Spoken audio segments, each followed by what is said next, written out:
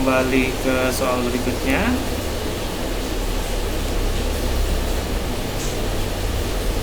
Nah, di sini dijelaskan sebuah teks ya, lumayan panjang.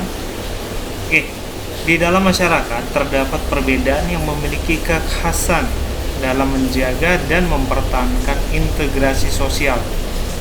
Misalnya, ketika terjadi sesuatu yang mencurigakan dari perilaku seseorang di lingkungan perumahan perkotaan, masyarakat melaporkan persoalan tersebut kepada pihak Satpam ataupun Hansip untuk diproses. Sebaliknya, pada masyarakat di pedesaan, orang yang mencurigakan tersebut akan disidang oleh warga untuk ditanyai.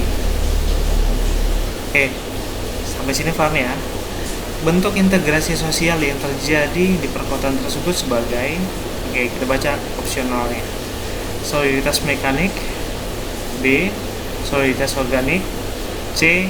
Integrasi berdasarkan nilai, D. Integrasi berdasarkan fungsi, ataukah E. Integrasi berdasarkan keamanan. Baik, di sini kalau kita ketahui integrasi sosial, ya, akan sajikan sebuah definisi ya. Integrasi sosial merupakan proses penyesuaian unsur, gitu ya. Penyesuaian unsur-unsur yang berbeda dalam kehidupan masyarakat sehingga menghasilkan sebuah pola kehidupan yang selaras dan memiliki keserasian fungsi di masyarakat. Oke, jadi kalau kita pahami integrasi, gitu ya.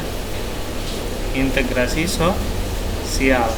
Integrasi sosial ini tidak terlepas daripada yang namanya fungsi, gitu ya. Yang kedua, adanya sebuah unsur, gitu ya. Kalau kita pahami, fungsi ini berkaitan dengan peran dan juga status ataupun kedudukan sosial, atau kita bilang di sini status ya, gitu ya. Status.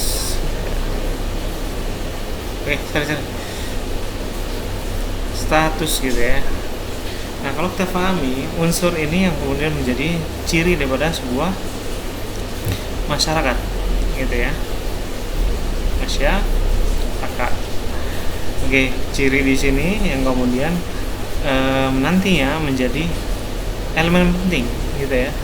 Kenapa dibilang elemen? Karena dia terdiri dari berbagai komponen masyarakat, gitu ya. Oke, nah kita kembali ke soal, ya. Nah, integrasi sosial kembali harus kakak jelaskan. Integrasi sosial ditandai dengan peleburan nilai, norma, budaya, di mana setiap individu maupun kelompok tertentu masuk ke dalam komunitas besar tanpa menghilangkan ciri atau kekhasannya. Oke, baik, penjelasan di sini lebih mengidentifikasi pada sebuah proses apa nih kira-kira? Masih ada yang ingat tentang asimilasi dan akulturasi? Baik, jadi kalau di sini kita pahami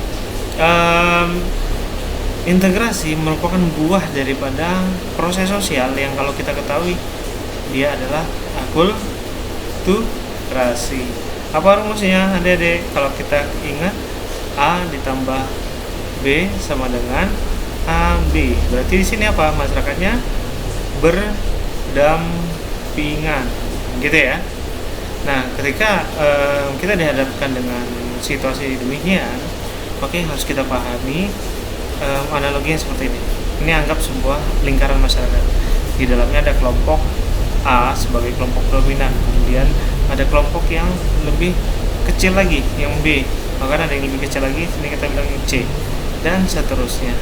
Nah, di mana dalam masyarakat ini meskipun jumlah populasi ataupun bentuknya dia lebih dominan, unsur-unsur yang ada di dalam masyarakat ini harus melepas ego kedaerahannya ataupun ego identitasnya sebagai bagian daripada kelompok tertentu. Nah, di sini masyarakat ini akan mengidentifikasi mereka sebagai masyarakat apa? Masyarakat majemuk, gitu ya. Nah, Kalau sudah kita pahami, nah ketika udah berbicara soal majemuk, maka ada nilai ya maupun norma yang bersifat baru gitu ya. Kita bilang baru, kenapa demikian? Karena nanti akan terbentuk sebuah konsensus dari sebuah kesepakatan gitu ya. Oke, kita kembali lagi ke soalnya. Bentuk integrasi sosial yang ditandai di perkotaan tersebut ditandai sebagai, oke, kita lihat di sini ya.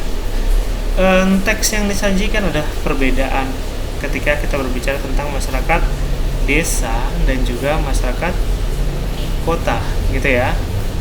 Nah, masyarakat desa di sini diidentifikasi dengan mana tadi?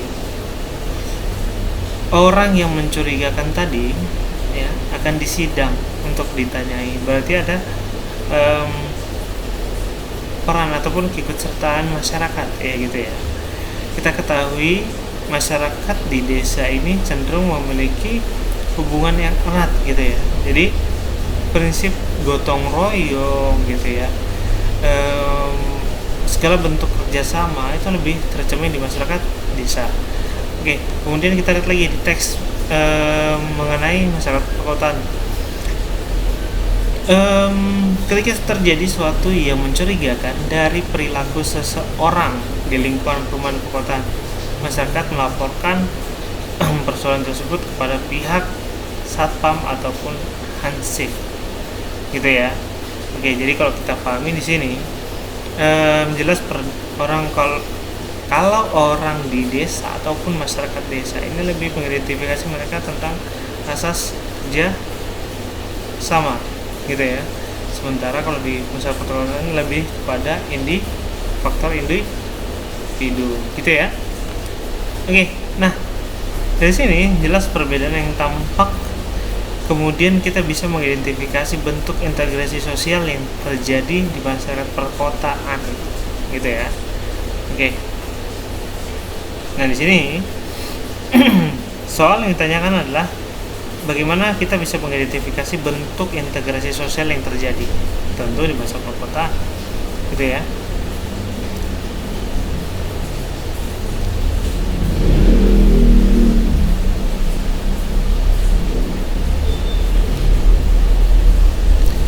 Baik, nah di sini kita ketahui dalam sebuah integrasi sosial kita juga harus bisa mengidentifikasi sifat-sifatnya, gitu ya. Nah yang pertama berkaitan dengan normatif. Normatif ini berkaitan dengan seperangkat aturan, gitu ya.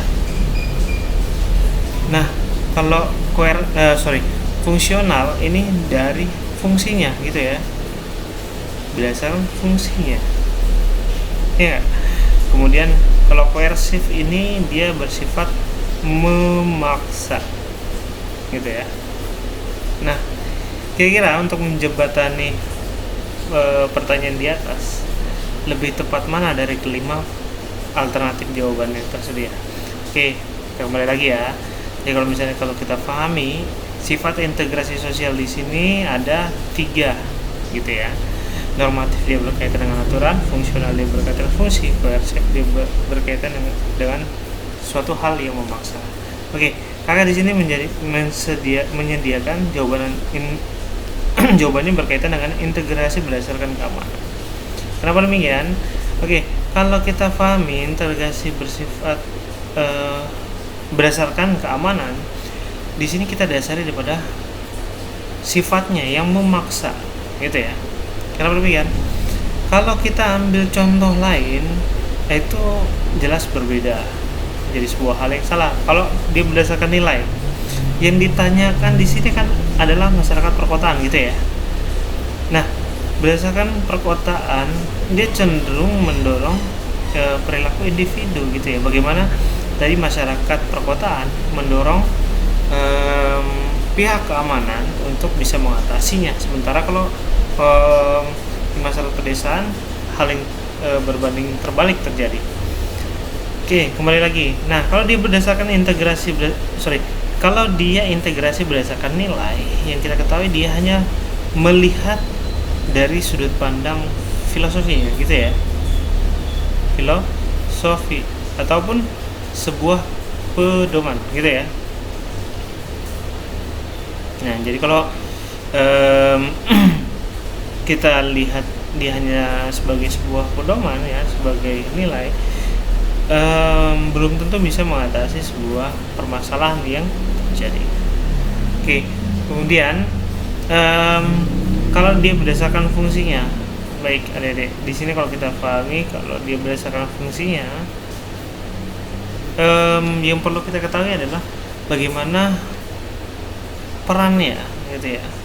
Nah, di sini di masa perkotaan kecenderungan dari permasalahan itu dia sedikit sekali bisa memainkan peran dari teks yang disediakan. Kenapa demikian? Jadi kalau kita pahami masyarakat desa lah yang lebih mengedepankan fungsi gitu ya, masyarakat desa. Sementara masa perkotaan dia lebih memerankan kepada sifat yang memaksa, koersi gitu ya. Nah, kenapa demikian? Karena kita ketahui nilai dan fungsi itu lebih identik kepada masyarakat desa.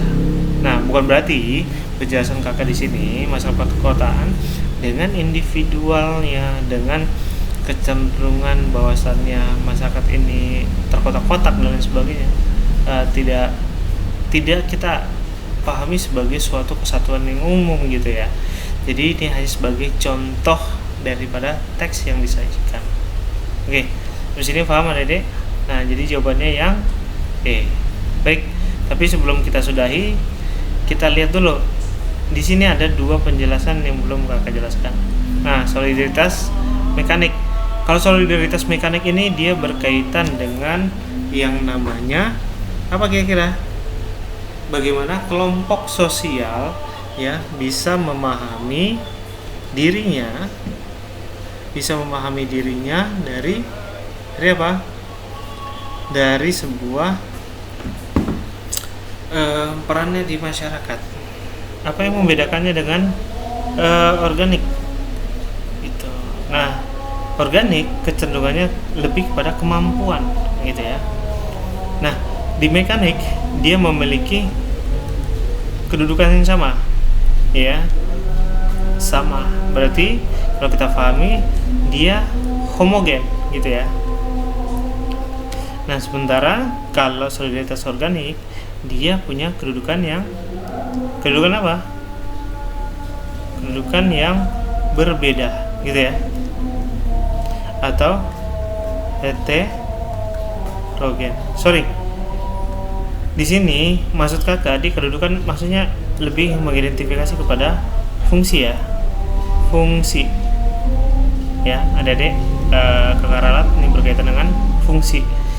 Jadi kalau misalnya di masyarakat solidaritas mekanik, karena dia punya fungsi yang sama dari komponen masyarakat A ya maupun B maupun C, jadi di antara komponen tersebut dia akan saling mengisi gitu ya. Sementara hal yang berbeda adalah ketika kita berbicara soal organik. Nah, dianalogikan organik ini seperti anatomi tubuh gitu ya. Kalau kita pahami sebagai anatomi tubuh, tentu beda fungsi daripada hidung dengan mata. Nah, demikian pula kalau misalnya kita lihat A ini masyarakat A tentu berbeda dengan masyarakat B, tentu berbeda dengan masyarakat C gitu ya. Jadi hubungan di antara ketiganya ataupun hubungan di antara masyarakatnya tentu memiliki peran yang beda gitu ya. Nah, secara khusus kita ambil contoh misalnya solidaritas organik ini seperti halnya sebuah fungsi yang ada di masyarakat. Misalnya kita ketahui adanya struktur sosial, ada kepala desa gitu ya, kepala desa. Nah, tentu berbeda dengan dia punya peranan dengan seorang warga biasa gitu ya.